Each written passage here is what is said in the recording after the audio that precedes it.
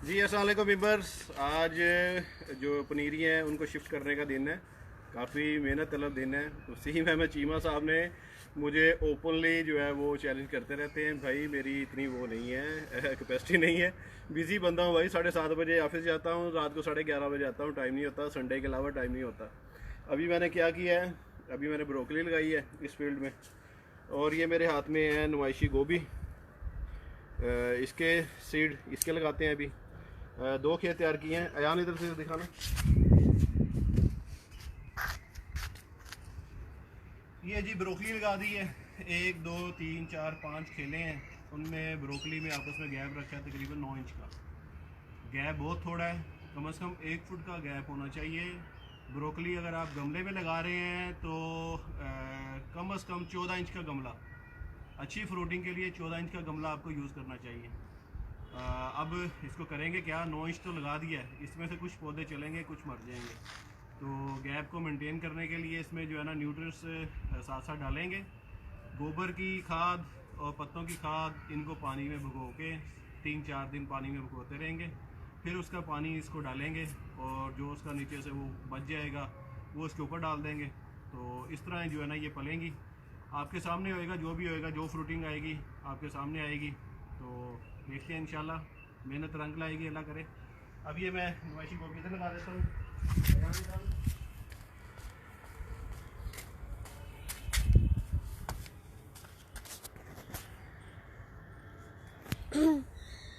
इधर से आओ।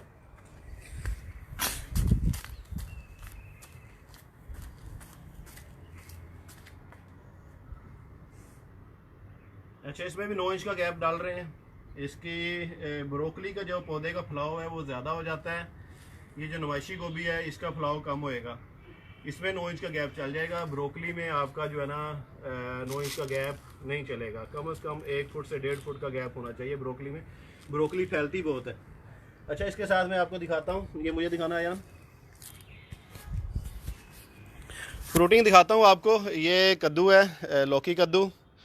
इसकी फ्रूटिंग की इंतहा है। आपको एक दिखाता हूँ, यहाँ से शुरू करता हूँ। ये जी इसकी फ्रूटिंग शुरू है, और इसकी फ्रूटिंग कैसे हो रही है, हर पत्ते के साथ एक फ्रूट है। हर पत्ते के साथ आपको एक फ्रूट मिलेगा इसमें। ये है, इसके साथ ये है, ये है, ये है। ये बहुत स्पेशल किस्म का ये सीड है, मैंने लोगों को आपको दिया भी है। जिन लोगों को ये सीड किटें गई हैं उसमें ये सीड मौजूद है लौकी कद्दू का। आप लोगों ने शायद इसको लगाया या नहीं लगाया। बहुत यूनिक किस्म का ये सीड है, तो इसकी वैरायटी बहुत अच्छी है। एक तो ये 24 फुट इसका साइज़ हो जाता है। दूसरा, ये हर पत्ते के साथ इसकी फ्रूटिंग होती है। तीसरा, इसके सभी फ्रूट चलते हैं, कोई भी मरता नहीं है। अगर फ्रूट फ्लाई का हमला होता है तो वो अलग बात है, लेकिन इसके तमाम के तमाम फ्रूटिंग मैच्योर होती है। बस आपने जो है इसकी ग़िज़ाइयत पूरी रखनी है पौधे की। बाकी ये आपको बहुत अच्छी फ्रूटिंग देता है। अगर आप इसको फरवरी में लगा लें तो बहुत अच्छी बात है। ये सारा साल आपको फ्रूटिंग देगा, नवंबर तक, बल्कि दिसंबर तक। दिसंबर में इस पे जाके कोरा और तेले का हमला हो जाता है। दिसंबर जनवरी में, जहाँ से इसका पौधा डाउन ख़त्म हो जाता है, फिर आपको ये फरवरी में लगाने की ज़रूरत पड़ती है। इसी तरह मेरे पास ये काली तोरी है, ये भी आपको मैंने दिखाया था। ये एक ही पौधा है, लेकिन इसका मौसम नहीं, इसको बाद में लगाएंगे। इसकी भी फ्रूटिंग हर पत्ते के साथ एक है। तो ये जो है ना फिर क्या करता हूँ, इसका बीज मैं तैयार कर लेता हूँ। एक कद्दू का बीज तैयार करने के बाद वही अगले साल लगाता हूँ। मेरी वैरायटी जो है वो कंटिन्यू रहती है, वैरायटी नहीं टूटती।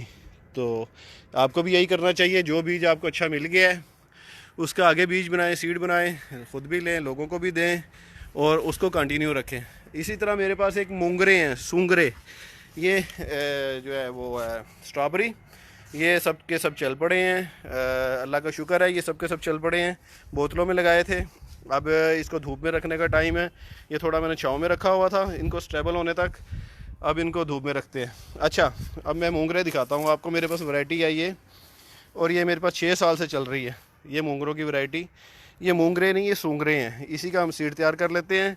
और इसकी सबसे अच्छी जो ख़ास बात यह है कि ये 18 इंच तक लंबे हो जाते हैं। एक मोंगरा 18 इंच लंबा इतने लंबे मोंगरे आपने शायद ही कम, यानी इसका मतलब ये है कि आपके पास कम प्लांट है, कम फ्रूटिंग है, लेकिन उसका वेट ज़्यादा बन जाएगा क्योंकि उसका साइज़ ही बहुत लंबा है। तो ये लगाए हैं कुछ कुछ अभी मैं लगाने लगा हूँ। तो मेरे जहन में नहीं था इनका सीड, ये मैंने अंदाजे से लगाया। मैं समझ रहा था ये ब्रोकली है, तो ब्रोकली समझ के लगा दी थी। अब ये मोंगरे निकल आए हैं, अब मुझे पता चल गया है ये कौन सा बीज है। अभी आगे मैं गमलों में लगाता हूँ। अच्छा, ये इसके साथ साथ मेथी, ये तो अपडेट आपके पास रहती है। मेथी, हेल्दी मेथी। इसके साथ ये साग है, वो वाला साग का खेत ख़त्म हो गया है, वहाँ पे नहीं लगाते हैं। आगे मेथी चल रही है। ये हमारा बिल्ला है, अगर इसके लिए किसी के पास बिल्ली हो प्यारी सी तो भाई रब्ता करें। अच्छा जी, रिश्ता करेंगे भाई प्रॉपर।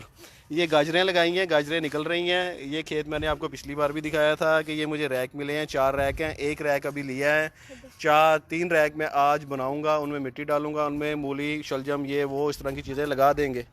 तो 18 इंच की मिट्टी है इसमें, 24 इंच चौड़ा है और 10 फुट ये लंबा है ये रैक। इसमें गाजरें लगा दी हैं। गाजरें बहुत ज़्यादा उग गई हैं, तकरीबन हर हाफ इंच के फासले पे एक गाजर उगी है। इसमें से क्या करेंगे, जो हेल्दी पौधे होंगे उनको रखेंगे, गैप मेंटेन रखेंगे 2 इंच का, पौधे से पौधे का गैप 2 इंच का मेंटेन रखेंगे, बाकी उखाड़ देंगे। पालक, इसकी काफ़ी बार हार्वेस्टिंग हो गई है, हर बार दिखा चुका हूँ। तो ये अभी फिर चल रहा है, लेकिन साइज़ छोटा हो गया, इसको न्यूट्रिएंट्स देते हैं। इसके साथ ज़ाफ़रान के कुछ बल्ब लगाए थे, वो निकलना शुरू हुए हैं। तो इसके अभी फ्लावरिंग नहीं आई, हालांकि फ्लावर पहले आता है, बाद में इसके पत्ते निकलना शुरू होते हैं। लेकिन चलें देखते हैं क्या बनता है।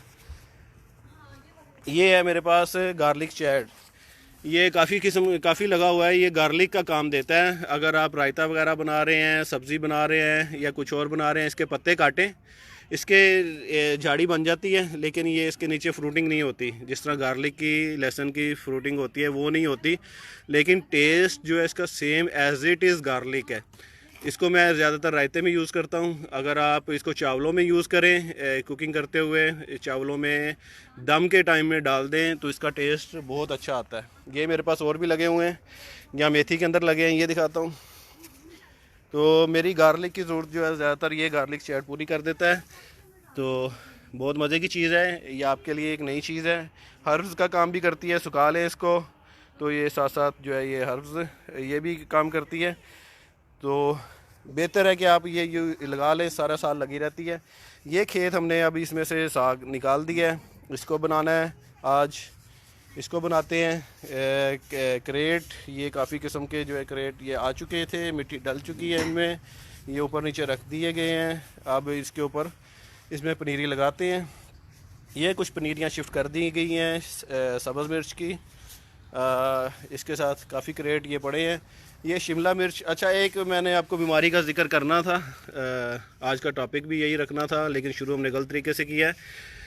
ये पत्ते मुड़ जाते हैं मिर्चों के, शिमला मिर्चों के, सब्ज़ मिर्चों के और टमाटर के। इसको वायरस होता है, लीफ कर्ल वायरस, फंगस भी होती है इसमें।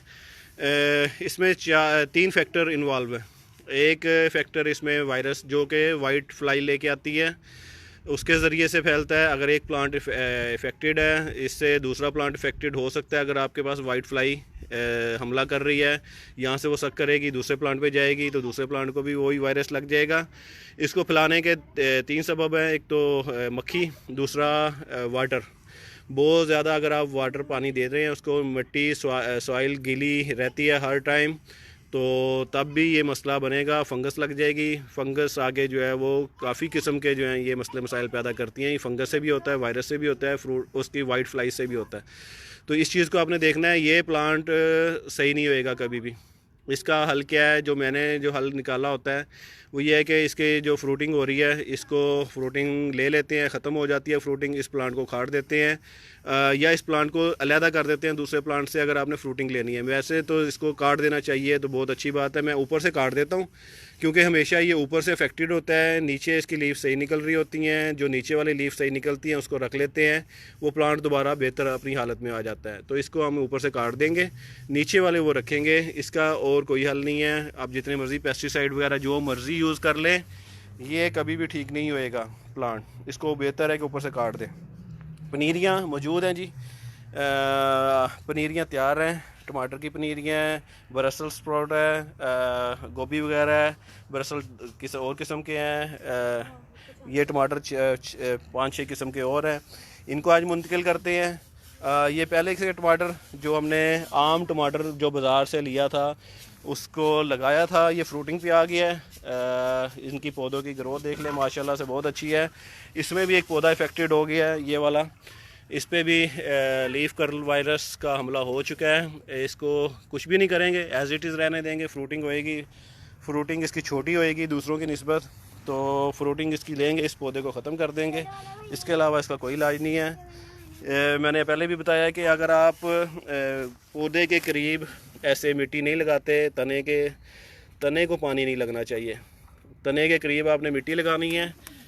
जब मिट्टी लगेगी तने को पानी नहीं लगेगा, डायरेक्ट पानी उससे जो है ना उसका पौधा वह फंगस नहीं लगेगी, ख़राब नहीं होगा, फ्रूटिंग सही होएगी, पत्ते येलो नहीं होंगे, पत्ते सब्ज़ रहेंगे, काफ़ी आप मसले मसाइल से बच जाएंगे। पानी आप हमेशा उसी वक्त दें जब पौधे को पानी की ज़रूरत है। आप हर टाइम पानी पीते रहेंगे तो आप बार बार पेशाब ही करते रहेंगे, आपको उसका फ़ायदा होने की बजाय उल्टा नुकसान होएगा, आपका बीपी डाउन हो जाएगा और मसले मसाइल। इसी तरह पौधे के साथ भी यही मसले हैं। पौधे को पानी देंगे तो वो पीला हो जाएगा। फ्रूटिंग शुरू है जी। अच्छा, इसमें लोग क्या करते हैं, इसकी 2G 3G कटिंग करते हैं। इसकी कटिंग मैं नहीं करता। टमाटर की जो आम टमाटर हम बाज़ार से लेते हैं उसकी कटिंग नहीं करते, उसको एज इट इज़ फैलने देते हैं। जितना ये फैलेगा उतना इसको फ्रूटिंग होएगा। बस आपने उसके न्यूट्रिएंट्स जो है उसकी वो रखनी है। अगर आपको किसी भी फल के ऊपर कोई स्पॉट नज़र आ रहा है तो आपने फौरी अलर्ट हो जाना है। पत्तों पे कोई स्पॉट नज़र आ रहा है तो फौरी अलर्ट हो जाना है। उसकी डेफिशिएंसी देखनी है, किस चीज़ की डेफिशिएंसी है, वो आपने उसको पूरा करना है। बस एज इट इज़ उसको रहने देना है।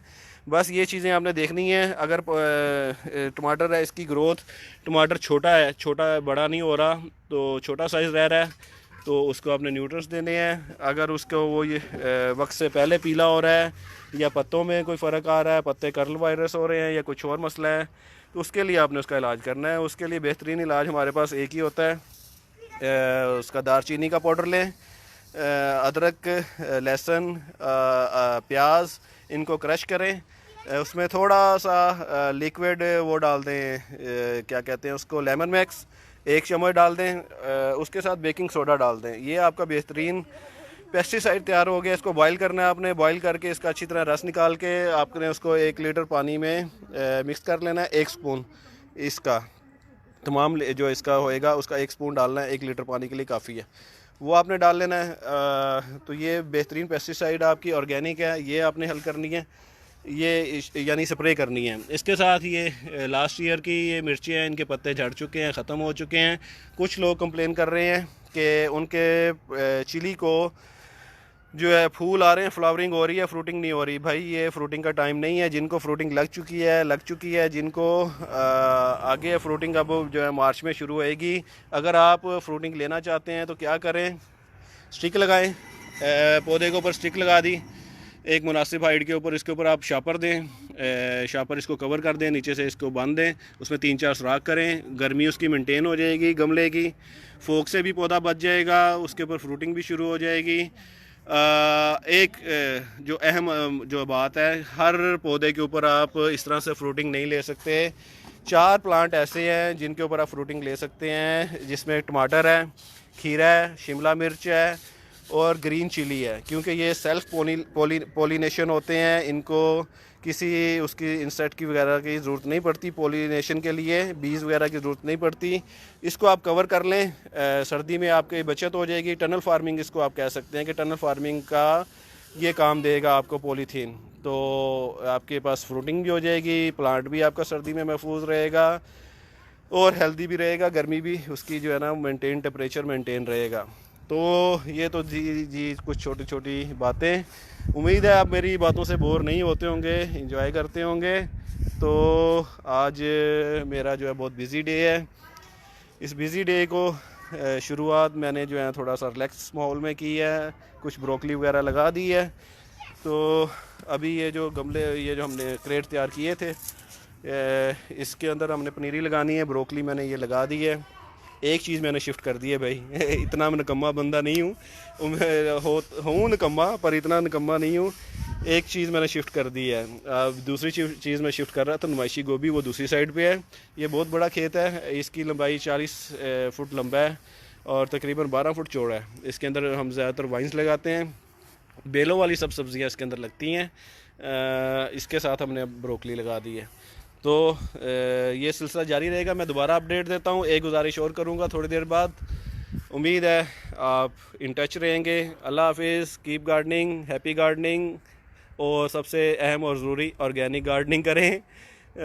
गंदे पानी की सब्ज़ियों से और पेस्टिसाइड से बचें। अल्लाह हाफिज़।